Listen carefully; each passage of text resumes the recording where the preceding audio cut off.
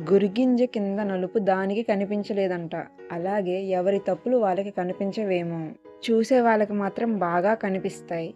అందుకే కుటుంబాలలో ఎలా చిచ్చులు బెట్టి మేమే హ్యాపీగుండాలి అనుకోకుండా, అందరితో మంచిగా ఉండడం నేర్చుకోవాలి. ఒకరిని బాధపెట్టే స్థితిలో ఎప్పటికి మనం ఉండకూడదు. అండ్ అబద్ధం వైపు మనుషులు ఉంటే, నిజం వైపు దేవుడు ఉంటాడు. అది నా నమ్మకం. పెద్దవాళ్ళతో ఎలా మాట్లాడాలి, వాళ్ళని ఎలా గౌరవించాలో నేర్చుకోండి. సంస్కారం ముఖ్యం. అది లేకపోతే జంతువుతో సమానం. ఖచ్చితంగా పెద్దవాళ్ళని గౌరవించాలి. ఎవరైతే మిమ్మల్ని బాధ పెడుతూ ఎలా పడితే అలా మాట్లాడుతూ సంస్కారం లేకుండా ఉంటారో, అలాంటి పెద్దరికానికి మనం గౌరవించాల్సిన అవసరం అయితే లేదు. మనం ఎంత వాల్యూ ఇచ్చినా, ఎంత గౌరవించినా వాళ్ళకైతే అర్థమే కాదు. అది ఎవరైనా సరే.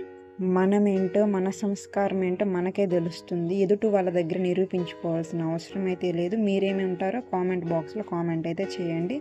Do like and subscribe.